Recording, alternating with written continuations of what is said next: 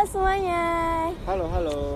Jadi hari ini kita mau bahas tentang media konvensional versus media online. Nah, jadi teman-teman hari ini udah pada baca berita apa sih hari ini? Oke, jadi tuh ya di zaman sekarang kan semakin maju nih. Banyak orang menjadikan media online sebagai sumber berita utamanya. Fenomena ini terjadi bukan hanya pada golongan muda yang notabene kurang suka membaca berita.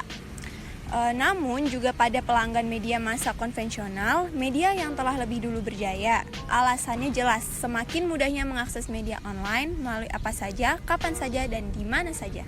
Nah, namun banyak hal juga yang perlu kita sadari.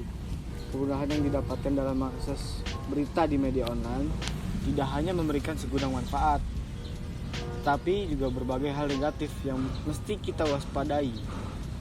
Karena itu, kita harus menjadi halayak yang cerdas, tidak hanya sekedar up to date. Nah, media online sangat cepat mempublish artikel berita, tapi apakah akurat? Ayo tebak, coba. Kalau kita cermati, sebenarnya radio dan TV pun memiliki kemampuan menyiarkan berita dengan cepat. Namun, media online tetap lebih unggul karena arus informasinya tidak harus terpotong oleh iklan atau program acara lain, sehingga perkembangan berita tersebut dapat terus-menerus dilaporkan. Ditambah lagi adanya fasilitas tanggapan yang membuat pembaca berita satu sama lain dapat saling berkomunikasi. Nah, sekali lagi nih, pada intinya adalah kita harus cerdas. Jangan langsung percaya terhadap suatu berita, apalagi yang mengandung unsur provokasi. Kita harus mengetahui kebenaran suatu berita sebelum kita mengambil sikap, apalagi untuk mengambil tindakan. Internet adalah rimba yang sangat luas dan bebas hingga kita mudah tersesat. Lalu, bagaimana? Beberapa media massa konvensional telah membuka lapaknya di media online. Ini adalah cara mereka mempertahankan eksistensi dan merekalah yang sebaiknya kita jadikan referensi atau portal news.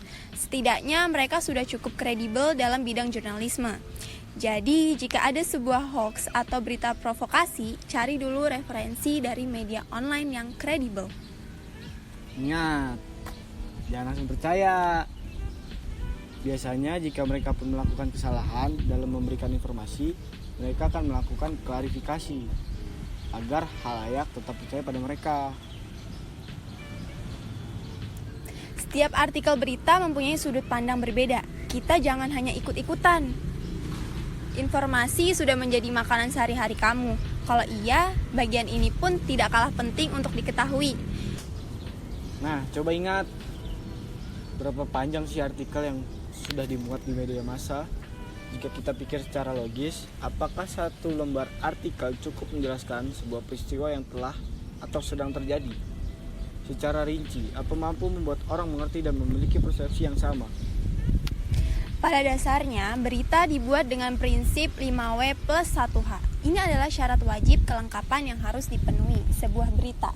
Berita pun harus akurat, artinya harus sesuai dengan fakta, ada dan tidak boleh mengada-ngada. Karena berita adalah representasi dari kenyataan. Tapi dari sudut pandang ilmu komunikasi, berita disebut sebagai konstruksi dari realitas, bukan refleksi realitas itu sendiri. Nah loh, kata-katanya mulai tinggi banget. Gini.